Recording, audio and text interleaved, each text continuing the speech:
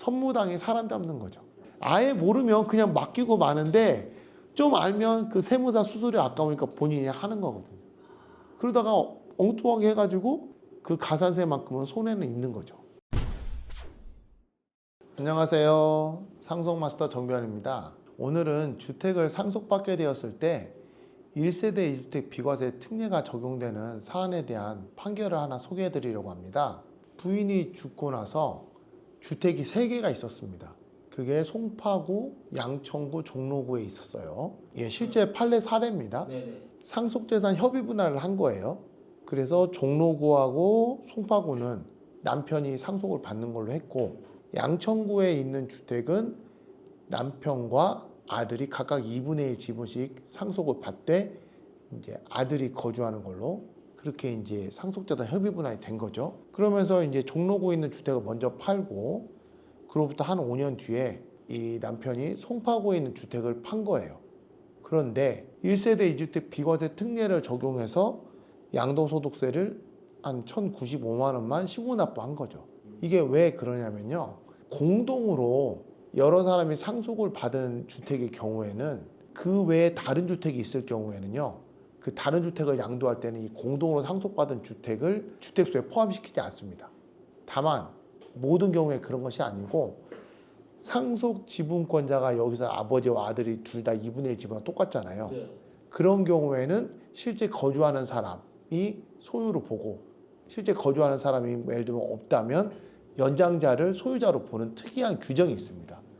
그러니까 요 사안에서는 아버지와 아들 똑같이 2분의 1이니까 상속 지분이 똑같죠. 2명 이상 있죠. 그런데 아들이 거주하고 있었으니까 그 법령이 적용이 된다면 요거는 아들의 소유고 송파구만 아버지 건 거예요. 그러니까 1세대 2주택 비과세로 해서 신고를 하고 세금을 1,095만 원 정도 납부를 한 거죠. 그랬더니 세무서에서 연락이 온 거죠. 이거 아닙니다. 당신은 세금 더 내야 됩니다. 하면서 1억 한 5천만 원을 부과한 거예요. 어디서 부과하는 건데? 그러니까 공동으로 상속받은 주택이 있고 단독으로 상속받은 주택이 있었을 경우에, 이 경우에 단독 상속받은 주택을 양도를 하면 1세대 2주택 비과세 특례가 적용돼야 되느냐 말아야 되느냐, 이 부분을 가지고 재판을 한 거죠. 그래서 결론은 대법원에서는 납세자의 손을 들어주지 않았습니다. 너는 적용 대상이 아니다, 이렇게 판결한 거죠. 요거를 설명드리기 위해서는 총 3단계의 과정이 필요합니다. 왜냐하면 이게 비과세 특례 규정의 해당 여부를 다 따져보고 이렇게 들어가야 되거든요. 첫 번째는 상속이라는 게 사실 우리가 의도한 게 아니잖아요. 본인이 의도하지 않은 상속이라는 우연한 외부적 사정에 의해서 갑자기 주택이 2개가 될 수 있는 거잖아요. 예를 들면은 이런 거죠. PD님이 아파트가 있었어. 그런데 아버지도 아파트가 있죠. 근데 아버지가 갑자기 돌아가시게 된 거예요. 그래도 아파트를 상속받았어요. 일단 아파트가 2개가 되니까 1세대 2주택이 되는 거죠. 우도치 하나지만 집이 2개가 된 거죠. 예. 네. 이런 경우에 상속이라는 우연한 외부적 사정에 의해서 내가 아파트를 취득하게 된 거지, 내가 뭐 재산을 불리기 위해서 이렇게 한 게 아니잖아요. 그래서 이런 경우 1세대 2주택 비과세 특례를 적용을 해줘서 그 다른 주택을 양도를 하게 되면 이런 경우에는 1세대 2주택 비과세를 적용한다, 이거거든요. 같은 세대가 아니었다가 아버지가 돌아가시면서 주택을 받은 경우에 적용되는 거예요. 근데 여기 판례사 하나 돌아오면 부부는 같은 세대죠. 주소가 달라도 세법상으로는 한 세대를 보는 거예요. 각자 따로 살아도. 예. 그러니까 부인이 죽어서 상속을 받게 되면 이 원고, 그러니까 여기서는 아버지자 남편은 별도의 세대가 아니라 같은 세대여서 이걸 받은 거예요. 그러니까 그 첫 번째 비과세 특례 규정에 해당이 안 되죠. 애초에 세대가 달라야 돼. 그렇죠, 그렇죠. 거기에 아예 해당할 여지가 없죠. 그러면 두 번째 또 비과세 특례가 있는데, 동거봉양 주택. 무슨 말씀이냐면, 예를 들면 PD님이, 아버님이 건강이 안 좋으셔. 그러니까 PD님 주택이 있어요. 근데 아버님이 안 좋으시니까 아버님 집으로 우리 PD님 사모님하고 아이들하고 같이 가가지고 아버님하고 같이 사는 거야. 그래서 아버님을 모셔. 그러면 이 경우에 세대가 각기 합가가 되잖아요. 같은 세대에 속해 있는 아버지도 소유주택이 있고 원래 살던 주택이 이 PD님 소유주택, 그러니까 1세대 2주택이 되잖아요. 이런 경우에는 종전에 갖고 있던 주택을 양도할 경우에는 1세대 2주택 비과세 해준다. 그게 취지입니다. 그러니까 뭐 효도를 뭐 장려할 그런 차원이죠. 그런데 이것도 마찬가지로 거기에 해당이 없죠. 왜냐면 원래부터 같이 살고 있었으니까. 세 번째 특례가 뭐냐면 공동으로 여러 명이 상속받은 주택이 있고 그 외에 자기 소유 주택이 있는 경우에는 이 자기 소유 주택을 양도를 할 경우에 1세대 2주택 비과세 특례를 적용받는 규정이 있는데 이게 다만 조건이 있습니다.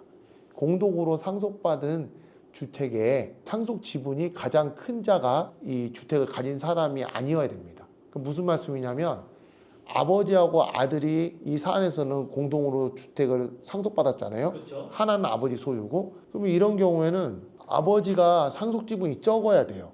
아들이 상속 지분이 많으면 이거는 아들 거로 봐버리는 거예요. 그리고 상속 지분이 똑같아. 그러면 거기 살고 있는 사람 소유로 봐버리는 거고, 살고 있는 사람이 없어. 그러면 나이가 많은 사람 순으로 그 주택을 보는 거예요. 이 취지는 예를 들면 아파트 하나가 있는데 여러 명이 막 지분을 다 갖고 있어서 그 지분을 갖고 있는 거 갖고 1주택을 다 잡아버리면 너무 피해가 크잖아요. 그렇죠.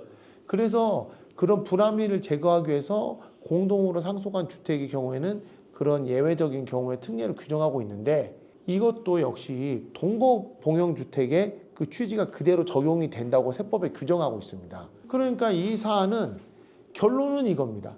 애초부터 동일 세대였어요. 이 1세대 1주택 비과세 특례 규정에 어느 것도 다 적용이 안 되는 거예요.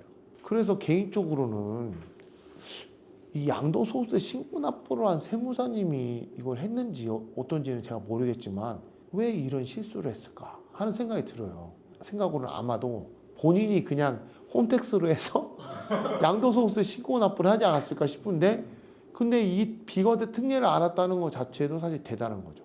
알긴 알았는데 제대로 몰랐던 거군요. 그렇죠. 선무당에 사람 잡는 거죠. 아예 모르면 그냥 맡기고 마는데 좀 알면 그 세무사 수수료 아까우니까 본인이 하는 거거든요.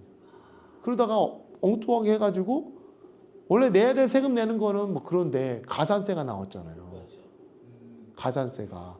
그러니까 그 가산세만큼은 손해는 있는 거죠. 여기서 이 사건의 핵심은 같은 세대의 경우에는 이런 공동상속주택이라든가 동거보용주택 그리고 그런 상속으로 인한 일시적 이주택 이 비과세가 적용이 안 된다는 겁니다.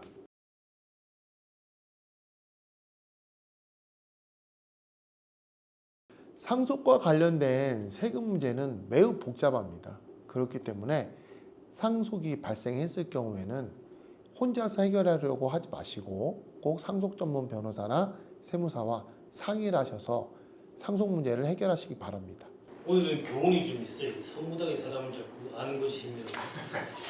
이 고급진 내용들이 많습니다. 이거 아마 저랑 유튜브 계속 찍고 하시면 거의 상속에 관해서는 제가 볼 때는 박사 수준이 될 겁니다. 이상 상속마스터 정변이었습니다. 여러분들의 구독과 좋아요 부탁드립니다.